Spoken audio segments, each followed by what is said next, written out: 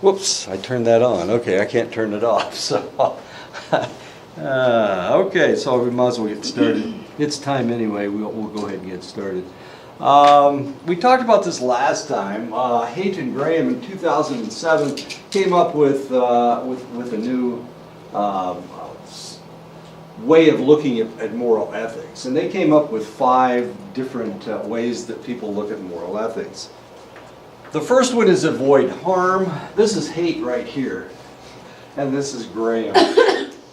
The first one was avoid harm. The second one had to do with protecting fairness. And of course, this election is a lot about truth and fairness and whether that's okay. A lot of things that are happening on television, I don't know if you watch these political cartoon or political advertisements, but there's a lot of attack ads. Or at least there were until about 2 days ago, and then they slowed down the attack ads, because one party is saying, well, all they do is attack us, and half the time they're lying, and the other side says, well, everybody lies, but it turns out that one party seems to be a little bit worse than the other. Did anybody see the advertisement that Trump put out? The one about the guy that murdered 2 cops in California? You didn't see that. It was interesting because some of the media outlets put a stop to some of those advertisements. Exactly. Yeah. Exactly. So CNN never showed it. NBC and ABC never showed it. NBC and CBS never showed it. But ABC showed it. And then ABC decided that they weren't going to show it anymore. They started showing it on Saturday. It came out on Saturday. Sunday it was on Sunday Night Football, and everybody got pissed because it looks racist. Well, part of it does anyway. On Monday, ABC said they weren't going to show it anymore. They're the ones that showed it on television, on the football game. And then Fox News and Fox Business said they weren't going to show it anymore. So here's Donald Trump. He's trying to inflame things. He's trying to get people, his base, to vote. He couldn't get them to vote with this ad, and nobody will show his ad. It's just on Twitter. Of course, he doesn't seem to care very much. But after that, they stopped the attack ads. They kind of stopped the attack ads. There's still some out there. The one against Xochitl Torres Small is still on.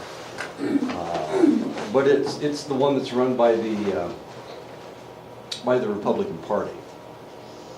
It's not run by anybody in New Mexico. So people in New Mexico have stopped running their attack ads, but the Republican Party and the Democratic Party are still running their attack ads, which is really kind of interesting. So the question is, what's true and what's not true? They seem to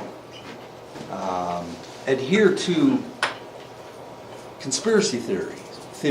The one about George Soros is financing the. Why would George Soros? Why would a person that's a Democrat? Why would he hire, or why would he finance 7,000 people to march from Honduras to the U.S.-Mexican border? Why would he do that? Is there any rationale behind that? Nobody could figure out the rationale. But the conspiracy theorists were saying that George Soros was behind it. Some people said the Democrats were behind it. But nobody could understand the rationale for them to do it. So it didn't make a whole lot of sense. So what we have to do in the United States, what people are looking for, is to protect fairness. You need to be loyal to your in-group. That's number 3. Number 4 is respect hierarchy. And number 5 is achieve purity. We're all looking for purity. So we're talking about the culture wars here, and the culture war is huge in the United States right now. It seems to be the left against the right. The right seems to be headed by white supremacists to some extent, or possibly the president. He seems to adhere to a lot of conspiracy theories. I guess Sean Hannity went to his rally last night. Where was it? It wasn't in New York. It was maybe it was in Indianapolis. He took his daughter to Indianapolis, and Sarah Huckabee Sanders was there, and so was the skinny blonde lady. I'm sorry, slender. Did I say skinny? I meant slender. Slender blonde lady, Kellyanne Conway, was there. Which everybody's going, huh? Why? I don't understand. And then Sean Hannity went to his, it wasn't just Sean Hannity, but Judge Pirro. If you've ever watched Fox News, Judge Pirro's on, and she just kind of screams and shakes her finger. And she's got that voice that just cuts through cement. And it makes you want to, I don't know, destroy everything. I don't know. She's kind of interesting. She was on the stage with Donald Trump last night. And now they're both in trouble with Fox News because they're supposed to be journalists. They're not supposed to be advocates for one side or the other. They're supposed to be journalists. And they, of course, were showing that they favored one side over the other. So we're in a culture war in the United States, and we've been in a culture war for an extended length of time. We were in a culture war before the Civil War, when we were arguing about slavery. We were in a culture war when they were arguing about what they would do with American Indians. So we've been in a culture war for an extended length of time. A lot of times it has to do with religion versus people that aren't as religious, so don't adhere to that form of religion. But right now, it seems that we are always trying to find a new reason for arguing. Abortion versus free choice. Roe versus Wade. It's just a constant. And of course now immigration is, or at least the president tried to make immigration one of the top topics that we were talking about in this election cycle. What was the most important thing to people around the United States? Was it immigration? Do you guys worry about immigration? What do you worry about?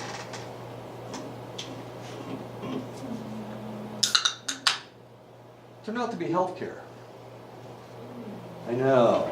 Remember, the Republicans tried to get rid of the Affordable Care Act 54 times. They voted to get rid of it 54 times.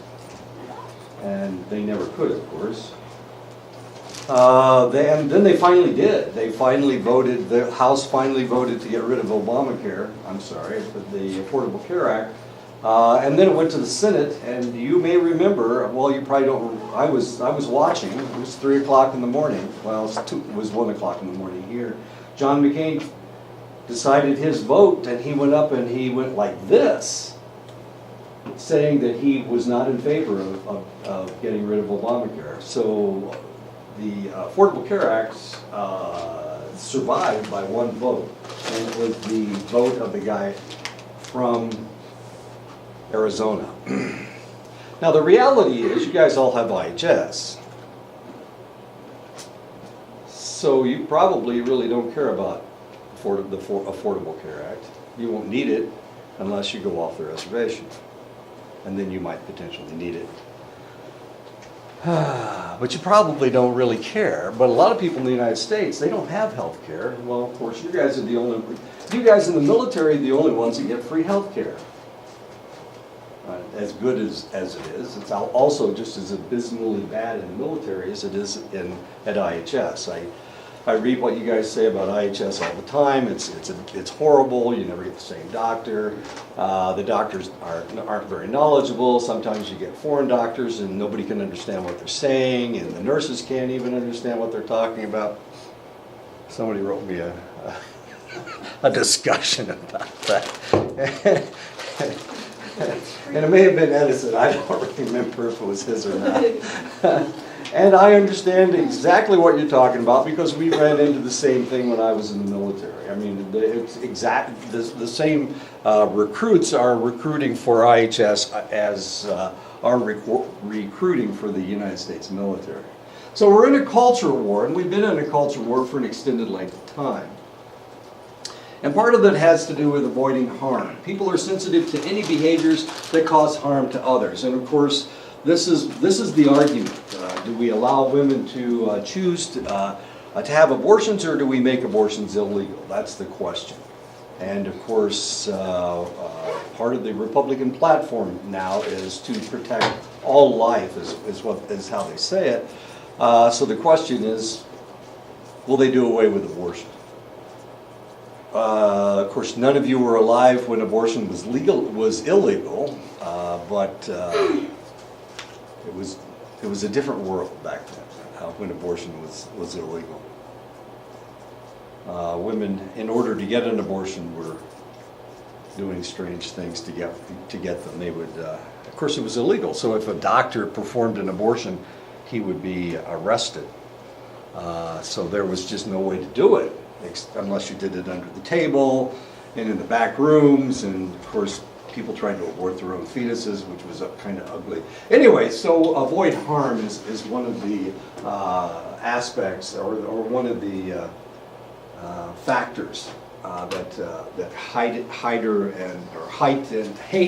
and Graham were talking about. Protect fairness. They attend closely to whether resources or rights are distributed in a fair way. And of course, this is one of the questions that has come up in this election. There are select states that have passed new laws saying that you have to have a picture ID with your address on it. I have several. I have a military ID, but I don't think my military ID has my address on it. I don't think it does. Wait a second, let me check. I have a driver's license. Why doesn't everybody just have a driver's license? Why doesn't everybody drive? Like from when they're born? I'm sorry? What are you talking about, just like in general? Yeah, why, I mean, there are a lot of people in the United States without driver's license. My address is not To see if you really can drive. Some people can't drive. Too many Some people- DUIs here. Some people can drive, have licenses too. Well, that's I see this true. guy that Of red course, Mustang. if you live here, everybody in Montana has a driver's license because you can't go anywhere unless you've got a driver's license. But what if you live in New York City? Can you survive without a driver's license? Probably not, I don't know. In, Well, in New York City? Where are you going to put your car? In New York City. It costs as much for you to house your car in New York City as it does to house yourself. It's that expensive. So people don't drive. They don't have cars. They don't have driver's licenses. They live in New York City all their lives and they never drive. They take the subway. They take the buses. Chicago's the same way. I have nieces that didn't learn to drive until they were older. And they started moving outside the city. I mean, when they lived in the city, they took a train wherever they went. The L is what they call it in Chicago.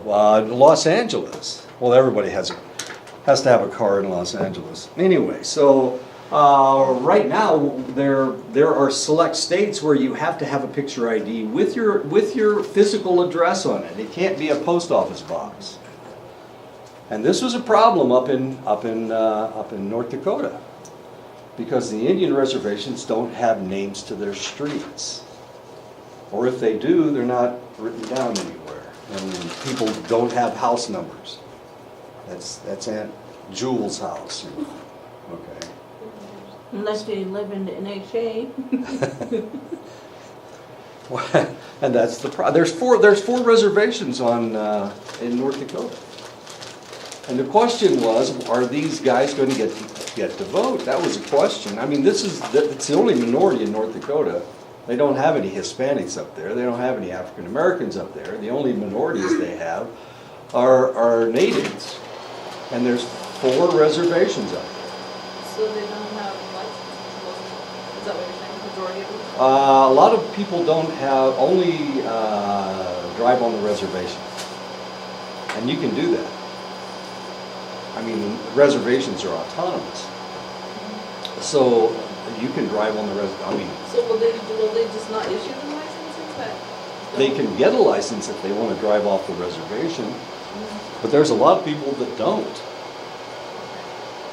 Same way up in Montana. There's 7 reservations. Just avoid it so they don't vote? They voted before.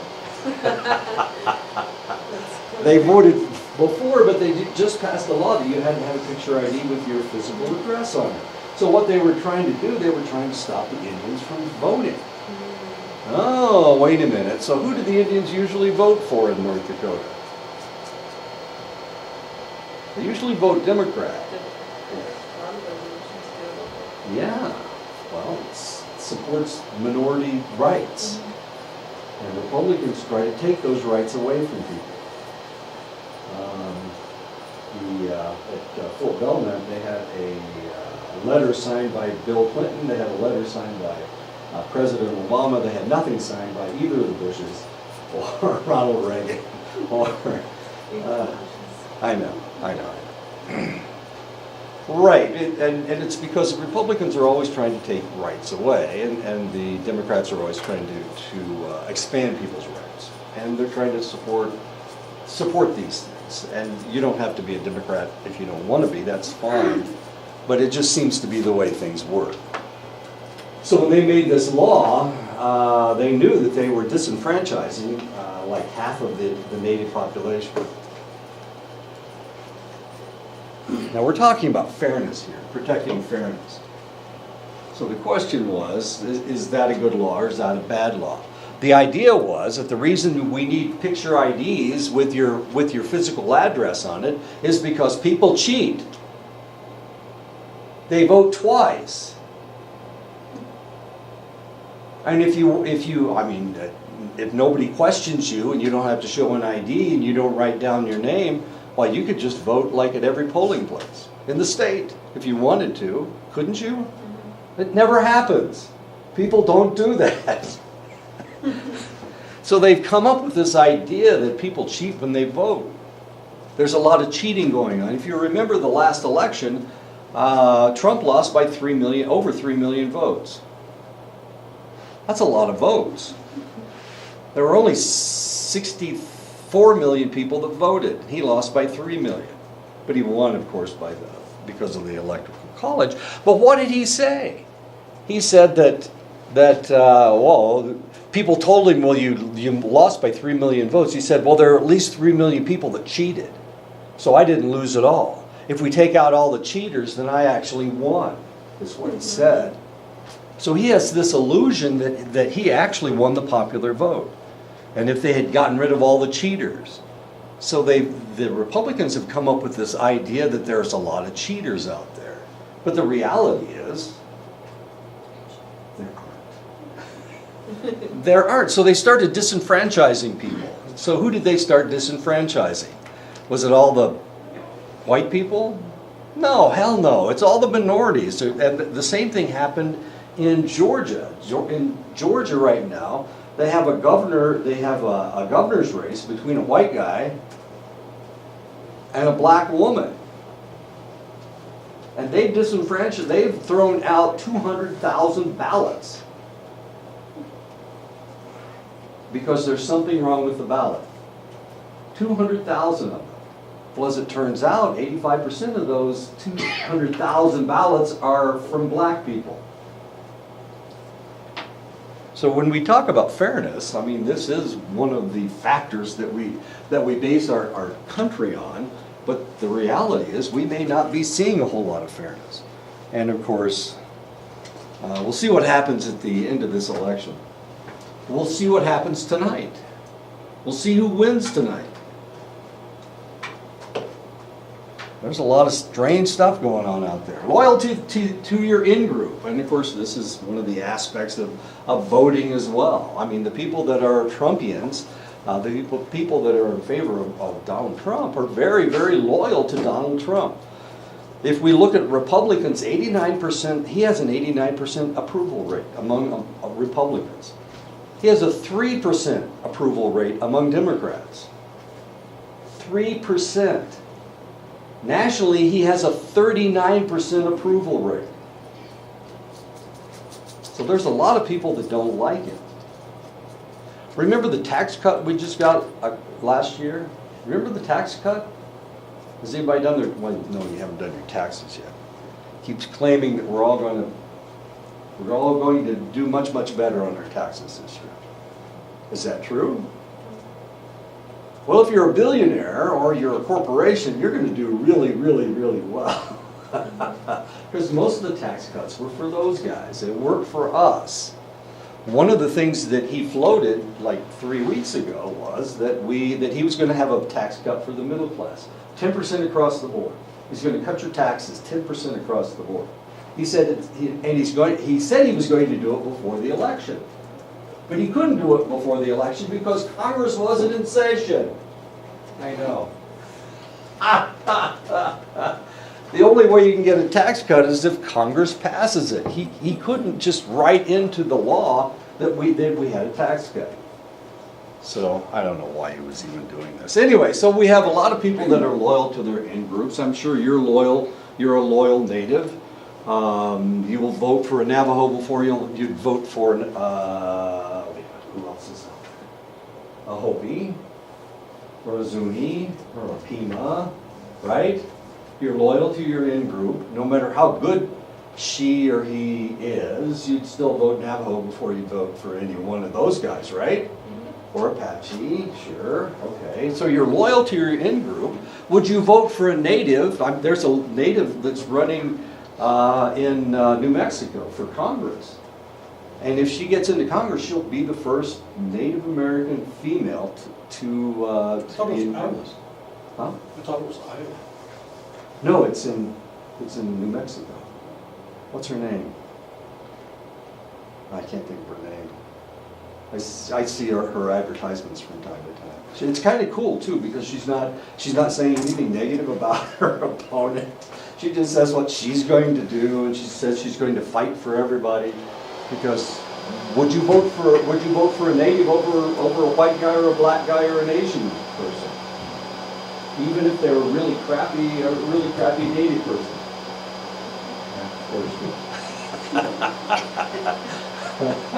So you're loyal to your in-group. You identify with your in-group. Of course, you guys identify as Navajos. You make sacrifices for your in-group. We'll pretend that's true. And you trust your in-group members more than you trust the out-group members. Now, this is one of the problems we're having in the United States right now.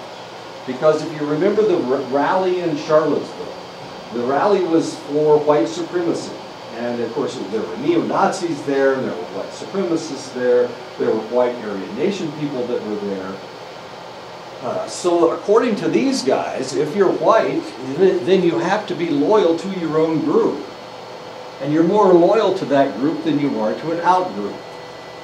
Now this doesn't bode well for Abrams in Georgia, who's running for governor of Georgia, or Gillum that's running for the governor of Florida. Because both of them are black, but the majority of the people in Georgia and in Florida are white.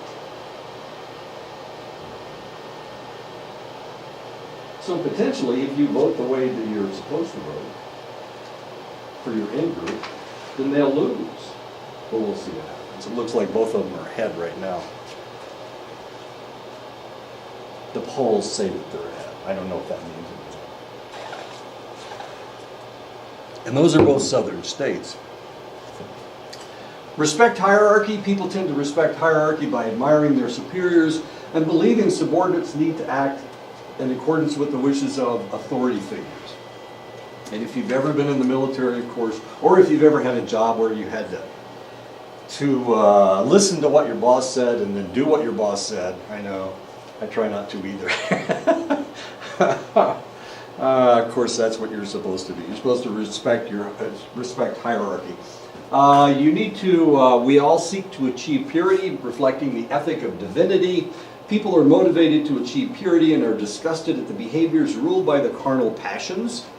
such as lust or gluttony, or by behaviors that suggest contamination of any kind. And that's one of the reasons why I put this woman here. I think she's getting married because this is all lace and she's got a white outfit on. Therefore, it means that she's pure. Whatever that means. So we try to stay away from lust and gluttony, of course. We try to achieve purity, whatever that may happen to mean. There's a greater emphasis on faith in Christianity, especially Protestantism, than there is in Judaism. Now, I'm not attacking the Jewish faith. They just have a different way of looking at things than Christians do. Of course, there's two basic Christian faiths. There's Catholicism and there's Protestantism. But especially the Protestants. The Protestants are the ones that talk about born-again Christians. Of course, Catholics don't have born again. They were just born the one time. Born-again Christians. So if you've ever come in contact with these individuals, they will evangelize. They will try to convert you. They will try to, even if you are already a member of a Protestant denomination, they'll try to get you to become a member of their denomination and be born again. My second wife was a member of a church or a movement called the One Way. And that was their symbol, was a finger stuck up in the air. It wasn't the middle finger, it was the index finger, but it was one way. And this lady would wear t-shirts that had that symbol on it, as funny as that was. I always thought it was funny anyway. It's kind of an interesting lady. When I met her, she was 21 years old. She'd already been married twice. I know. And she was a member of this one-way thing in high school. She was 21 and she'd already been married twice. And then she married me. I was number 3, and she married me before she turned 23. Wait a minute. Is that right? I don't know. Let's think about this for a minute. Of course, I'm thinking, I'm wondering. Christianity's always confused me anyway. But here's this lady with a finger, with her finger stuck straight up in the air, and an arrow pointing up, not just the finger. Anyway, that was a one-way movement. It was a school thing, a high school thing, a college thing, an evangelical thing. Anyway. And why would she marry me? Because I was an atheist. I mean, I've never been a follower of any religion, ever. Not even close. Played softball for a church baseball team once, but I didn't go to church. I just played second base for it. And I had the highest batting average. So which one was it? There you go. Which one was it? Save. That one? Yeah, one way. That's it. Yeah. And this one, that's actually the same group. One way. Yeah, the one way people. Yeah, she was one way. She was kind of interesting. I won't tell you the rest of the story. The rest of the story is actually more interesting than that stuff. Okay. So membership in Judaism is defined by descent. In order to be Jewish, you have to be born to a Jewish mother. Your father can be Jewish, and that doesn't make you Jewish. Your mother has to be Jewish. So it's by descent. Is that the way it works in your clan? No, it doesn't. Well, it kind of does. Yeah, your clan. Yeah, your mother has a clan, your father has a clan. But somebody that goes first. And you live with the mother. Like if the guy gets married, And he comes over. he moves into the wife's house. That's right. Okay. As interesting as that is. Traditionally, one becomes Jewish by being born into to a Jewish biological mother. While Christianity is based on beliefs, traditional Judaism emphasizes particular practices such as keeping kosher by avoiding certain foods like pork. So you have to keep kosher. You have to use kosher salt. I don't know. I haven't figured that one out yet. I don't think kosher salt tastes very good. It's not very salty. I don't think it's salty enough. Protestant sect membership is primarily defined by beliefs. One cannot become a member of a church until one publicly accepts the Christian faith as dictated by a specific church and is thus baptized into that church. Christianity has fewer practices and instead places more emphasis on one's private communications with God. And of course, this is one of the reasons why you have Jewish people that say, well, I'm Jewish, but I'm not practicing. Jewish people consider themselves a different race, a different group. And remember, well, if you understand how Judaism works, Jewish people are the chosen people. So of course they're going to be separate from everybody else. They are the chosen people. God chose them. So when everything breaks down and everybody goes to heaven, of course Jewish people don't have heaven. They'll be the first ones in there. That's the idea. They're the chosen ones. Now potentially there's nobody behind them. We're not standing in line here. The only group who gets to go is that. No, that's not fair.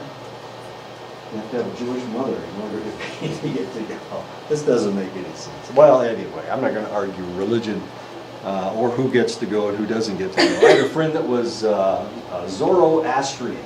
The Zoroastrians are a splinter religious group in one of the oldest religions in the world, actually, in Iran, in Persia, in ancient Persia.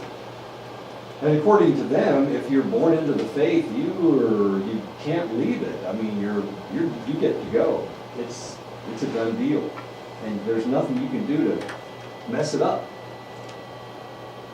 As far as their religion is concerned, God's in the middle, and everybody is somewhere around him. This ever expanding concentric circle. And if you're a bad Zoroastrian, then you're way out here. But if you're a good one and you do all the right stuff, then you're close to the center. You know, it's kind of weird. And I was talking to this guy and I said, well, that's not fair. And he said, well, what's fair? I was born to a Persian mother, so I get to sit really close to God when all this is finished. I get to sit right in the middle of the center. As long as I'm a good guy, as long as I don't do anything wrong. If I'm a bad guy, I'm way, way out there. Reflecting the differential emphasis in practices and beliefs, a survey asked Jewish and Protestant participants how important practices and beliefs were for being religious. The results revealed that Jewish participants rated practices as more important than beliefs for being religious, whereas Protestants put greater emphasis on beliefs than practices. In other words, if you're a Christian, what you have to do is you have to follow the faith in everything that you do, theoretically. That's the way it works. If you're Jewish, you can do anything that you want, as long as you keep Seder, as long as you participate in Rosh Hashanah, as long as you Hanukkah, you celebrate Hanukkah properly. As long as you do all these things properly, then you're good to go. You don't. There are no belief structures that you have to follow, like in Christianity. Christianity wants you to do everything in a Christian manner all the time. They want you to be good all the time. And in the Jewish faith, of course, all you need to do is practice. And the practices, of course, have to do with the holidays. But if you've ever been around Jewish people, they've got holidays like every third week is a holiday. Oh my God. Which is kind of interesting. My daughter was living in Fort Lauderdale, Florida. And there's a relatively large Jewish population there. And she was teaching. So all the Jewish kids got off all these Jewish holidays. And so every third week or so, they get a couple days off. And all the Christian kids are going, man, that's not fair. We ought to get the same holidays. And I agree with them. Recess is always my favorite subject in school. Jewish and Protestant participants were asked to evaluate a story of a married man contemplating having an affair with a woman in his office. Now, if we think about this,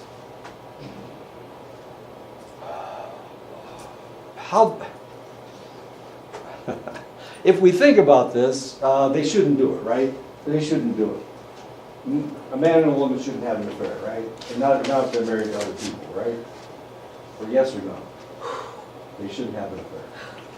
So like every week there's a holiday for Every week? every other week? Yes. Or like 10, October 3rd, then October 12th, then October 24th, then October 25th. Then it jumps to December, then March 11th, or February 11th, March 12th, and every month.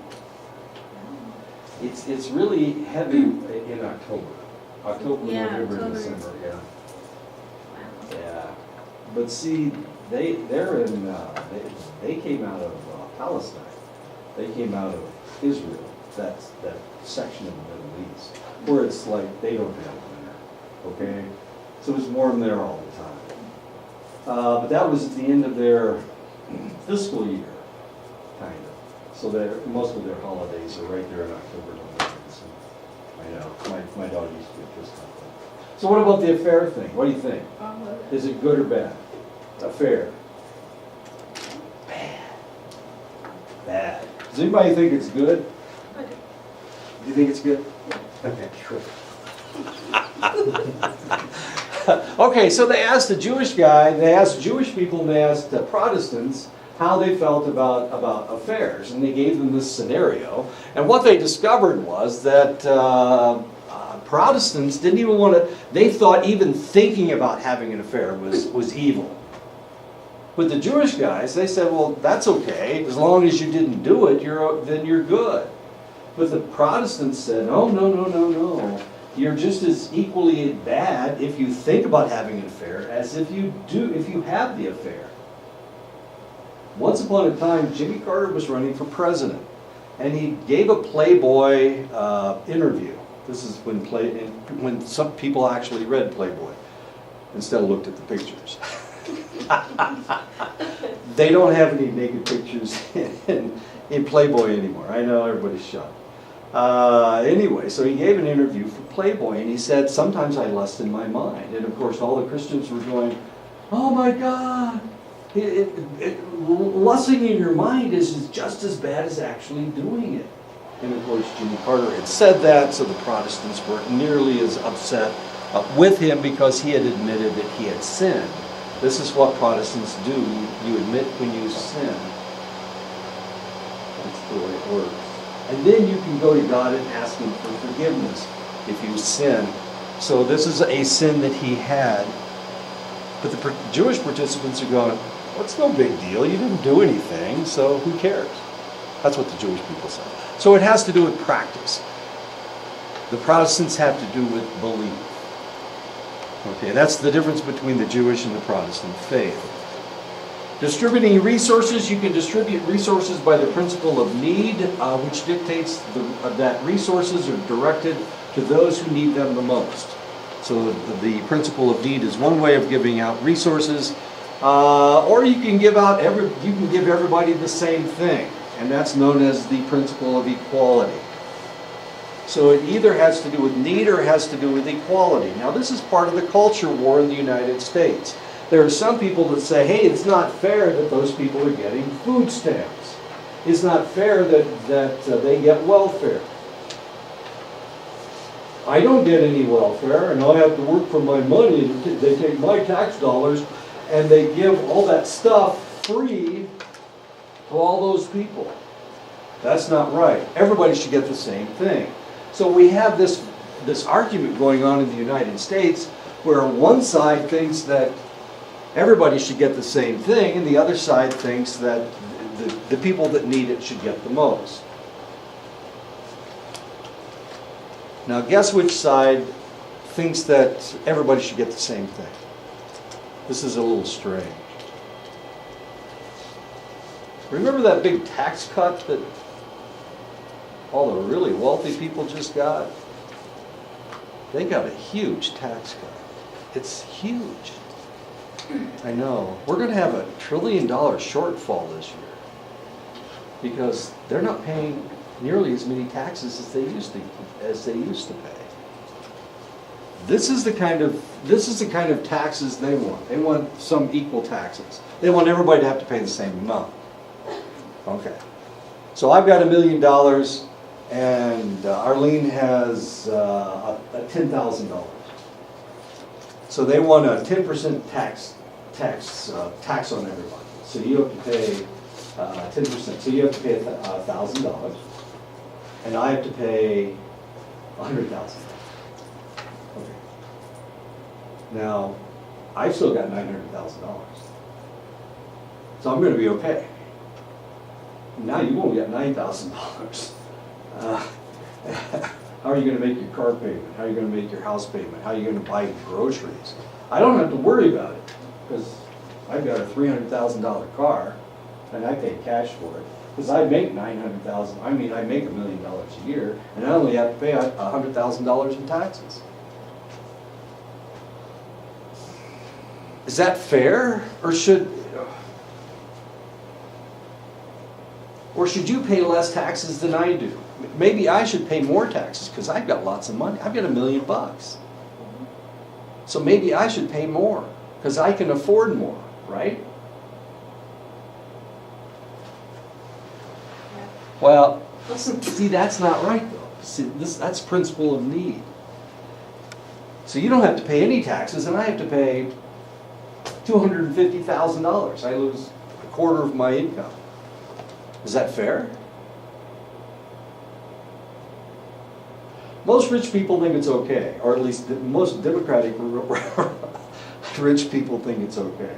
The Republicans don't think it's right at all. They want a principle of equality. They want to give needy people. They don't mind paying welfare. Well, they do mind paying welfare. They want you to get a job and become the CEO of your own damn company so that you make $100 million too. That's what they really want.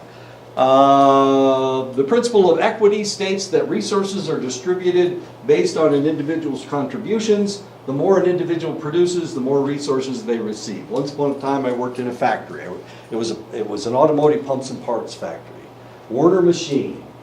And at Warner Machine, I made, I don't know, $3.50 an hour. Unless I did parts. If I worked parts, it all depended. I got 25 cents every part I made. And since I'm young and I'm fairly healthy and I'm an athlete, by golly, when they told me I could make more money by making more parts, I'm pumping these things out like crazy. Because I'm quick. I'm quick with my fingers and I can do all this stuff, and I made lots of parts. And so instead of making $3.50 an hour, all of a sudden I was making $7 an hour. And the union came to me and they said, you can't do that anymore. But I said, hey, I can do it. Don't worry, I can do it. I'm not taxing myself. I don't mind pumping out a lot of parts. And they said, no, if you do that, then they're going to expect everybody to do it. And nobody else can do it but you. So the union slowed my line down. So they only fed me parts. They only fed me a certain number of parts. I made all my parts, and I still made extra money, but I didn't make as much money as I possibly could because the union wouldn't allow me to. Anyway, that's a principle of equity. You're paid by the piece. Distributing resources, a social system that rewards individuals on the basis of equity principle is known as a meritocracy. In other words, I made more parts, so I should have been the best one. I made the best parts. The meritocracies tend to be more common in individualistic societies. The military, let's take the military for example. Is the military a meritocracy? Do they pay you by the part? If I'm the best soldier out there and I kill more people than anybody else, do I get more money? Why not? That makes sense, doesn't it? If I'm the best soldier, shouldn't I make more money? Who makes the most money? I know, the officers make the most money. That's not fair. Sometimes these officers aren't any good, but they're still making more money than the really good officers. This happened to my brother. My brother was in Vietnam. The guy that was running his unit was a captain. This guy was really good. He turned out to be native. I know it was really kind of interesting. But this guy, wanted everybody to come home, you know. He wanted everybody to come home. He didn't want anybody to die. When he was leading the unit, and they were out humping the boonies, and they were out on patrol, if he saw a danger ahead, he tried to skirt around it, and he called in airstrikes so that they wouldn't get shot at. That's the way he did it. But after he was fired, and he did get fired, by the way, because he did something he should have done, the next guy took over, and the next guy that took over, he didn't want to call in anybody. He didn't want to call in the Air Force, because by golly, that's crossing. He was in the Army, and he didn't want to cross those intermilitary lines. So he didn't want to call in airstrikes, and he didn't want to call in a helicopter because that cost too much fuel. He was going to save money by attacking that unit that he had just found at the Viet Cong. And my brother said, no, this doesn't make any sense. We don't mind fighting. That's not the problem. The problem is we don't want to fight these guys all by ourselves. Why in the world wouldn't you call in artillery? Why wouldn't you call in a gunship? Why wouldn't you call in the Air Force to napalm those suckers? You know where they are, and you know how many there are. And if we try to attack them, then we're going to lose people. So who was the better captain? The better captain, this guy that called in the resources, of course. At least that's my opinion, and my brother's opinion, by the way. And they did. They attacked those guys, and yeah, they lost like half of their unit. Most of them were wounded, some of them were killed, but they lost half their unit. And everybody was pissed off at that officer. And that officer had to change units because they were ready to kill him. Because he killed them. It's called fragging, where you throw a hand grenade and it just happens to kill your boss. They didn't do that. The guy left, okay? He didn't die. Well, he did die. He was killed in the next unit he went to. They can lead workers to be highly motivated to work hard because their earnings depend on their efforts. There you go. I was doing piecework and I was making twice as much money as anybody else. When one worker does well, others tend to do worse. And this is what the union was telling me. Look, you're only going to be here for the summer. I was a summer hire. You're only going to be here for a summer, so don't make waves. You're going to cause trouble. And so they slowed my line down, is what they did. Meritocratic systems tend to breed competition among the workers, and of course the more competition there is, the more likely that you'll get something done. Distributing resources in some organizations, so we have a meritocracy. We tend to have meritocracies in the United States, but all countries don't do it that way. The Japanese, for example, don't do it that way. They have what they refer to as a seniority system. So the longer that you're on the job, the more money that you make. And they think that that's okay. And so people will stay with the same company in order to get seniority. And the more seniority they have, the more money they make. Does that happen on college campuses? Is that the way the faculty works? Well, actually, yes and no. One of the things that happens is they hire you at a certain rate. And you go from there. And it all depends on how much education you have. So I have a PhD, that should give me something, right? Should give me something. It cost me over $100,000. I need to make all that money back. Seniority systems follow the principle of equality because there is no competition between the workers. And this is the way it works in Japan. Pay is determined using the same formula for everyone, and therefore, the longer you've been there, the more money you make. It is often assumed that merit-based pay is the way that to ensure greatest amount of effort from one's employees. However, the Japanese workers have traditionally been among the hardest working in the world. There tends to be a great deal of voluntary overtime, and many workers never take their vacations. They fall asleep at their desks. And this is quite a compliment to the organization if you fall asleep at your desk. I can tell you, if I fell asleep at my desk, somebody would complain about it. Because I teach in the United States. If I was in Japan, I would be the best guy, best worker at in the school. But no, I work in the United States, so if I fall asleep at my desk, which has happened, not that this stuff is boring or anything, but sometimes I get tired.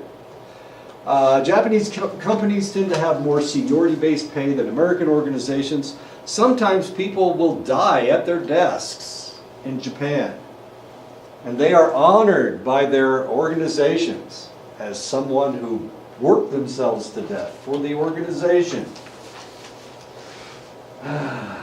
So if I'm working for $7 an hour and I work for 8 hours, they pay me for 8 hours, I might work for 12 in Japan and not get any money for the last 4.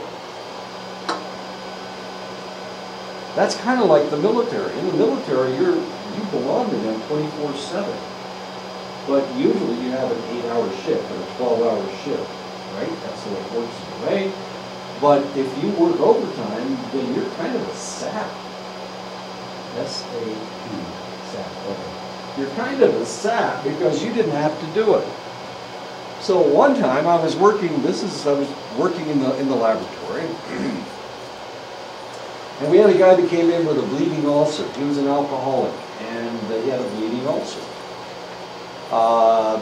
And ulcers are holes in your duodenum, or they're holes in your stomach. Well, he had a hole in his stomach.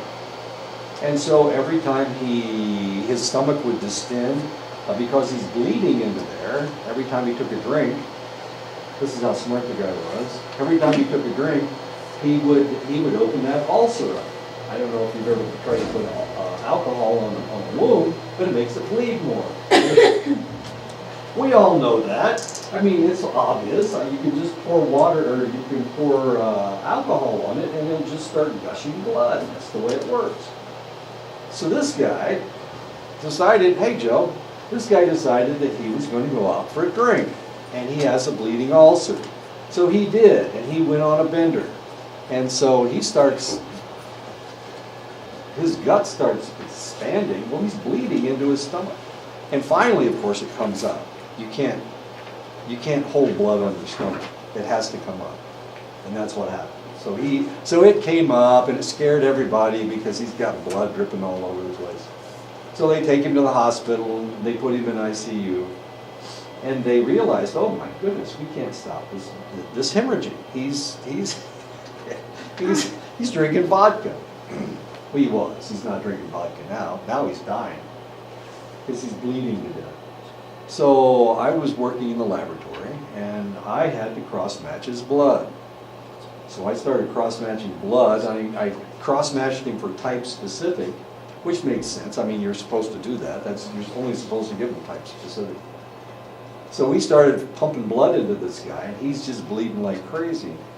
And the only way we could slow him down was to make him swallow ice chips, because the human body's 98.6, but if you can cool it down where they're bleeding, if you put ice on a bleeding spot, it'll slow down, because it slows down the metabolism and whatnot, and the circulation. It slows everything down. So we're pumping ice chips down into this guy. We're feeding him ice chips, and he won't swallow them. So we had to stick a tube down in his throat. And is it looking good? And we're pumping unit after unit after unit, and it's coming back up. It's coming back up. It's coming back up. We only had like 24 units in the blood bank, and I used every damn single one of them. I had to cross-match that guy all night long. And every time they ordered a unit of blood, they didn't order 1, they ordered 5. We had 25. We had 24 units. We had 24 units in there. So they ordered 5 units of blood 4 times. And so here I am cross-matching all this blood. I was working nights. It's like 8 o'clock in the morning. I'm supposed to go up and draw blood, but I can't draw blood because I'm cross-matching blood. You can't leave a cross-match. You just can't leave a cross-match because something might happen. Then you have to start all over again. And then you've killed the guy because, well, he didn't get the blood that he needed. Okay, so I'm and so they ordered the last 4 units. They ordered 5 units, I only had 4, and of course they screamed at me, why don't you have the 5 units? I don't have the 5 units because you've used every unit of blood in the blood bank. So it's like at 8 o'clock in the morning, I'm supposed to get off at 7. It's 8 o'clock in the morning and I just started another cross match. Well, cross matches take about an hour and a half, so here I am, yeah, right. Not only that, but if I cross match the blood, I have to carry the blood back up, I have to carry it upstairs. It's my responsibility. I can't let that blood out of my sight. That's the way it works. I know. I was there for 6 extra hours. I'm sure that they tattooed sap on my forehead. Everybody was laughing at me because I was there until 12 o'clock. And I had already, I worked from 4 o'clock until, well, I'd already worked forever. It seemed like forever. Anyway, I had to work extra hours. I felt so Japanese. I felt I was turning Japanese because I almost died right there. He did die, but of course he didn't die then. So I pump all this blood into this guy. We finally get him stabilized. We finally stop the bleeding. We finally arrest his ulcer, and guess what happened next? He checks himself out of the hospital, and guess where he goes? Right to the bar. Exactly. Thanks, Joe. Joe knows what I'm talking about. And so what does he do? He ends up, and guess who checks him into the morgue the next night? Exactly. I know. This isn't fair. So let's play a game. Let's play a game. Everybody gets a piece of paper. I know it's a tiny, tiny piece of paper. That's all Irene had. Thank you. You're welcome. You want us to squeeze a whole paragraph of it? Yeah, right, okay, here's the deal. I'm going to flip a coin, and you will either win or you'll lose. If you win, you get $100. Yeah, go ahead. No. I'm going to give you $100. I got the $100 right in my pocket. You want to see my $100? Or do you believe me? I got $100. Wait a minute. I think I've got $120.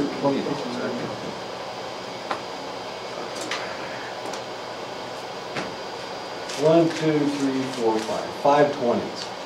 Okay? I got $100. Okay. So I'm going to flip a coin, and you'll either get you'll get $0 or you get $100. All right? But here's the deal.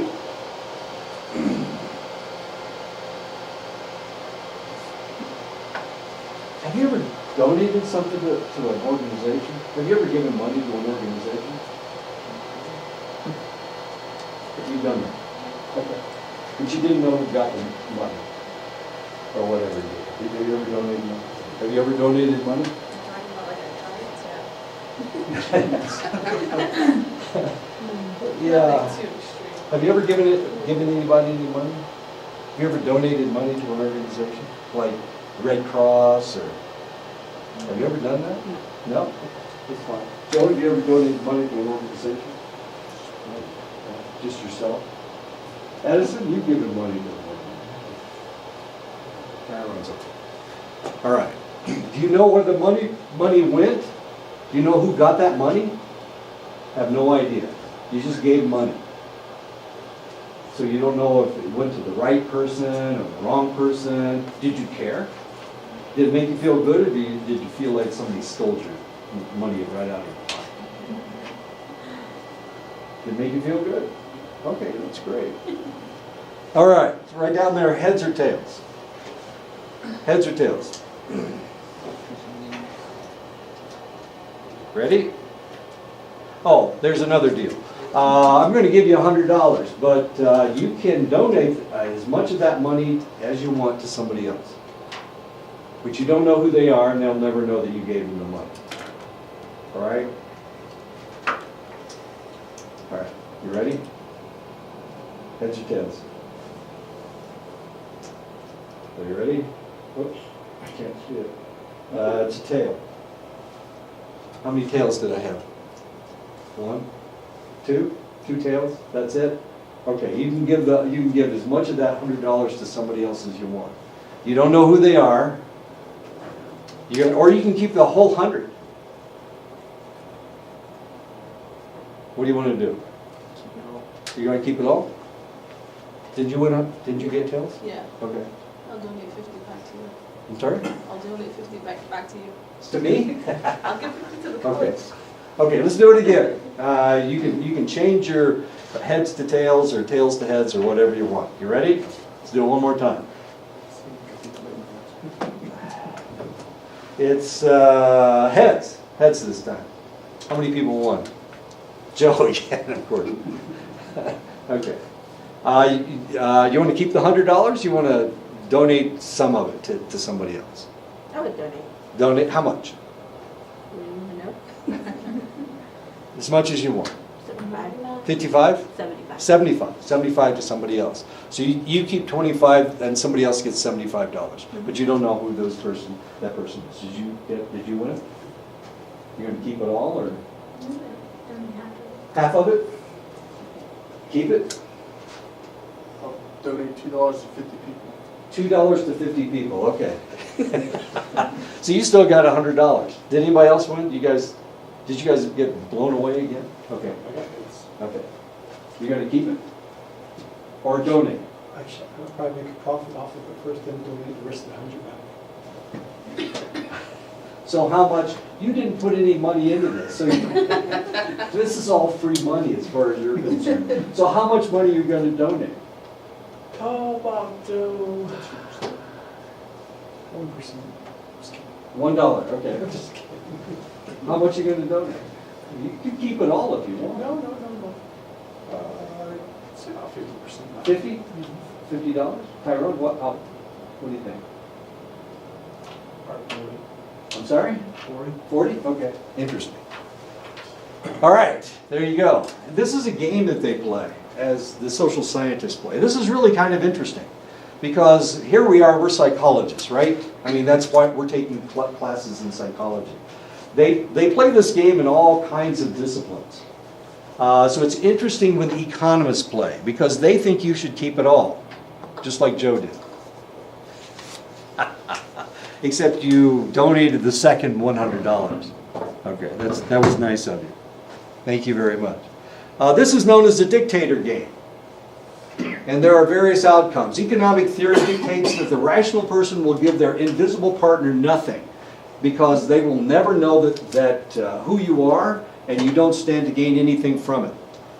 So that was the whole part, that was the deal. The deal is that you're giving money to somebody and you don't even know who they are.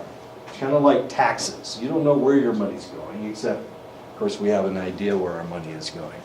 But according to the economic theory, you shouldn't give out any money. You should keep all of the money. And the only person that kept all of the money was Joe the first time, right? Oh, that's right, Arlene, you kept all the money too. Okay. So maybe you should be a business person. Maybe you need to go see Patrick Blackwater and ask him about, just kidding. You don't want to talk to Patrick. Good luck finding him, for one thing. No, he lives in my section. Curiously, the economic theory almost never happens, despite the fact that economists, business people, want to make as much money as possible, and they will keep as much money as they possibly can. The reality is the rest of us don't do that. So only economists will keep all the money. Now what does that tell you about having an administration that's full of business people?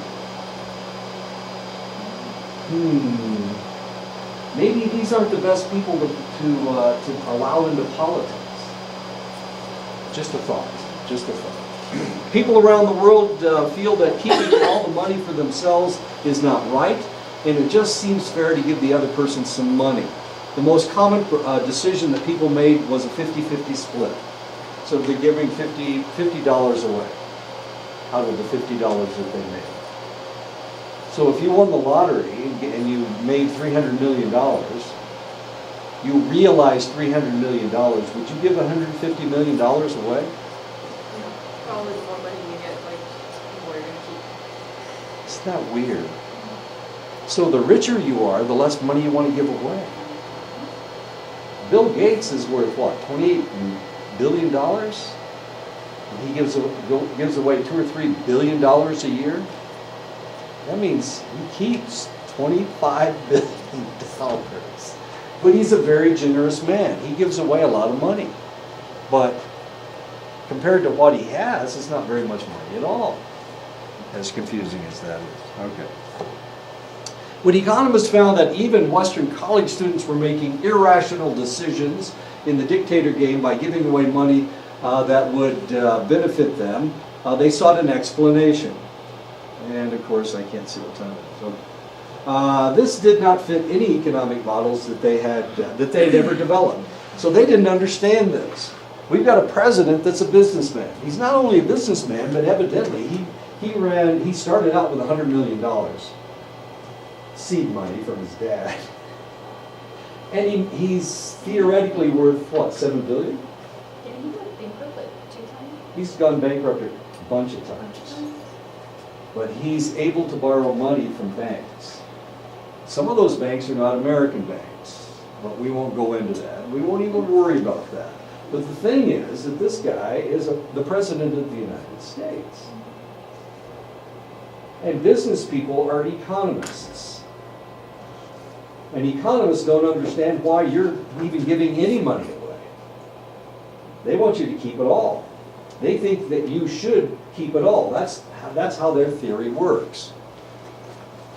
So they tried to figure out why this was going on.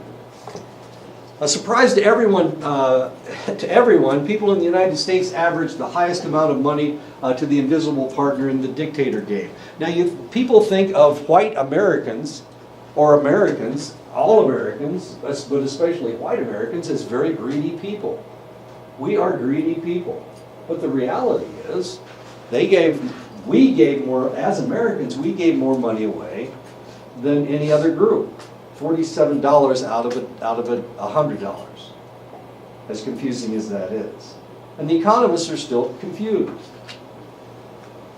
Factors that dictated the concept of fairness included the amount of calories negotiated at market for food and being a member of a world religion, Christianity and Islam, where God observes one's fairness. And of course, this is God looking down at the man peeing into the ocean.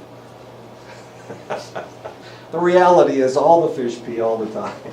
Where does that urine go? Well, it gets mixed up in all the rest of the water. So what's the difference if I happen to just urinate into the ocean? Nobody's going to care, especially the fish.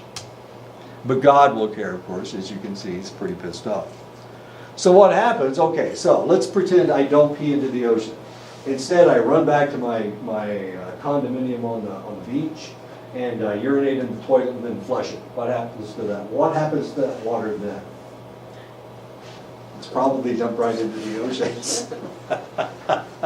So this is a really interesting picture. Anyway, okay. Another game is the public goods game. A group of 4 people are given $10 each. If the individuals donate all their money into a common pool, they are all rewarded with 1.6 times the pot.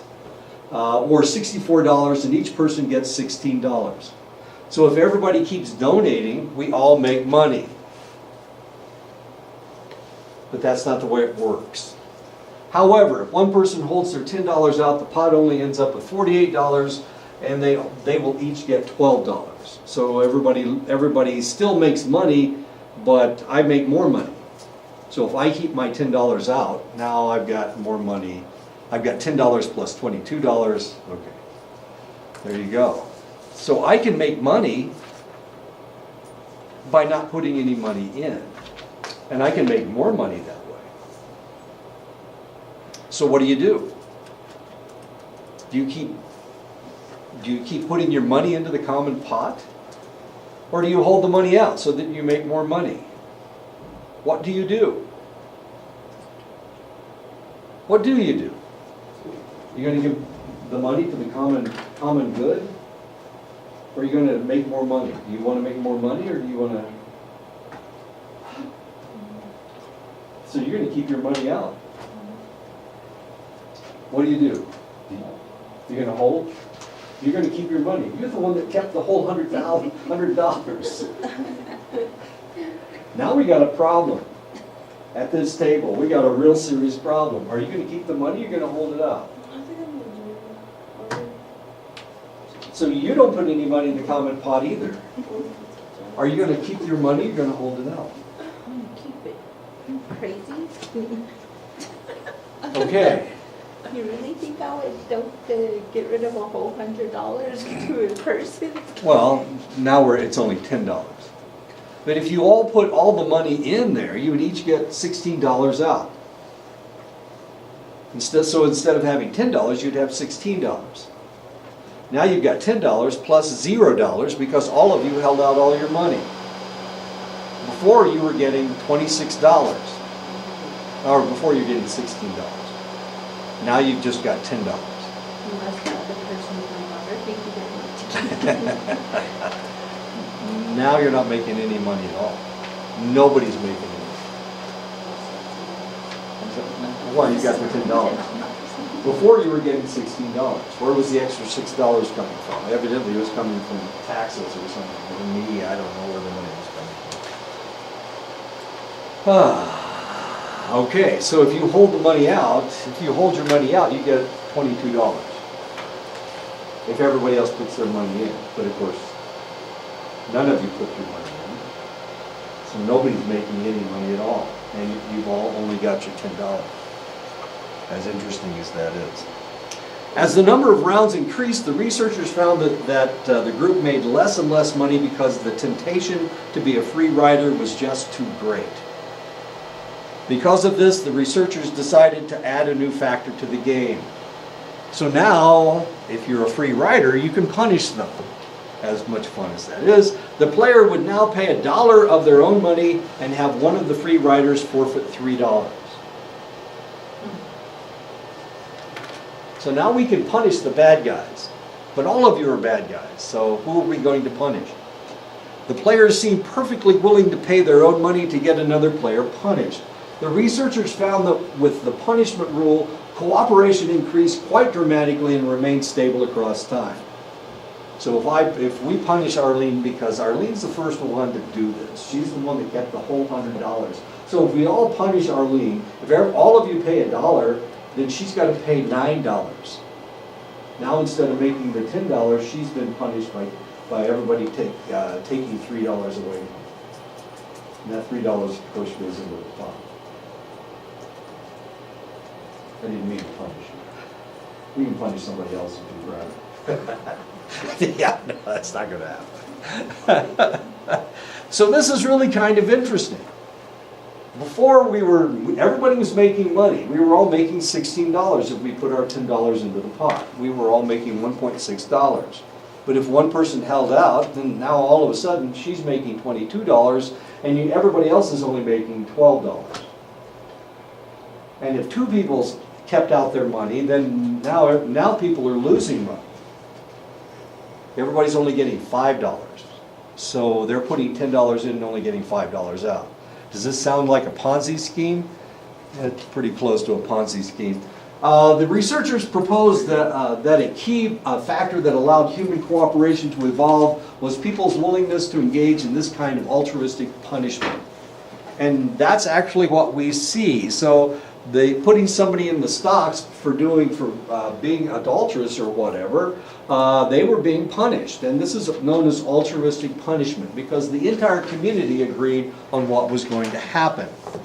By feeling motivated to punish those who weren't cooperating, people were able to ensure that group members didn't free ride, which allowed humans to develop norms for cooperation and for large societies to flourish. And this is how civilization started. People got together and they decided on the rules. And everybody had to follow the rules. And the people that didn't follow the rules were altruistically punished.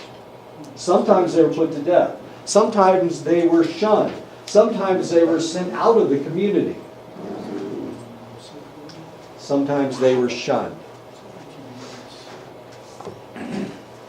When the public goods game was played around the world, altruistic punishment was practiced. However, in addition for the tendency for altruistic punishment, in many societies, people showed strong tendencies for what researchers called antisocial punishment. In other words, they just wanted to punish people. And they did it even if they were being good. So they punished them anyway. And this is known as antisocial punishment. Now this gets really interesting because we're talking about different cultures. We're talking about different countries and the way different countries do things. This gets really interesting. The researchers found that some people were willing to pay their own money to punish another player, even if that player was cooperating, and of course that was a form of antisocial punishment. The motivation for this antisocial punishment seemed to be largely a function of revenge, in which people would punish a player who had punished them on a previous round. So they were revenging themselves on the individual. Although this tendency for antisocial punishment was negligible in weird societies, that's us, that's white Anglo-Saxon societies like the United States, Canada, England, Western Europe, Australia, those are the weird societies. In other societies, this behavior predominated. The antisocial punishment predominates in Oman more than any other country. Oman, of course, is an Arab country. It's on the peninsula of Saudi Arabia. It's at the end of Saudi Arabia. Antisocial punishment predominates in Greece as the second highest level measure. So we've got Oman, we've got Greece, where these individuals just want to hurt people, as confusing as that is. The antisocial punishment predominates in Saudi Arabia as the third highest level measure. Now this gets kind of interesting, because what just happened in Saudi Arabia? Actually, it happened in Turkey, but it was the Saudi Arabian government. Yeah, they chopped Khashoggi up. He was a newspaper man. He was actually from Saudi Arabia, but he was working for the Washington Post.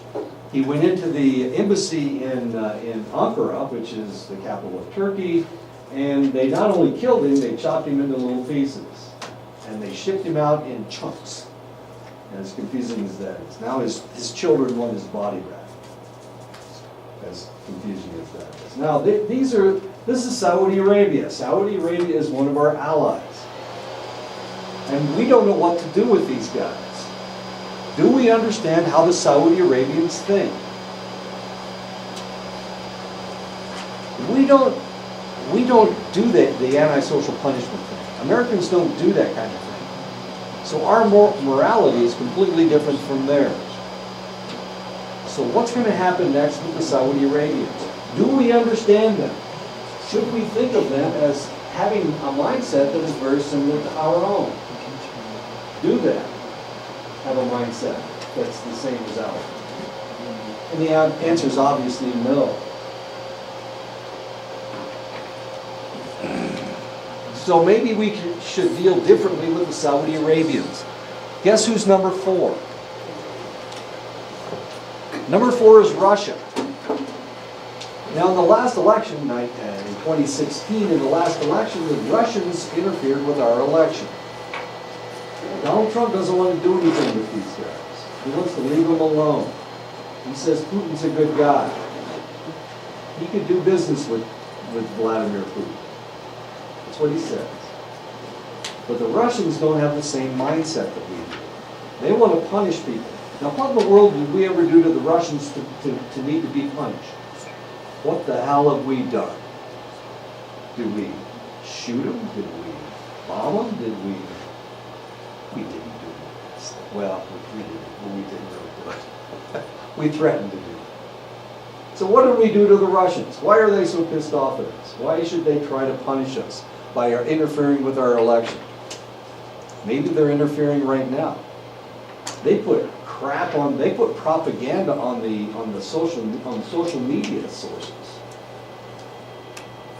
Horrible stuff. If you elect Hillary Clinton, you'll be electing Satan to the presidency. Satan. You know? Was she that bad? She was? Okay. Well, I was just wondering. So what did we do to them that they should punish us for that? What did we do to them? It used to be us versus them. It was the United States versus democracy versus communism. And then they collapsed. The communism collapsed. And so who got punished for that? Well, the Russians. Okay. So they lost the Cold War, and now they're paying us back. Remember, these guys will punish you even if you didn't do anything wrong. Did we do anything wrong? Well, maybe we did a lot of things wrong. But the Russians are going to punish us. We're going to find out more really strange things about the Russians. We need to stop right now, though. We're going to find out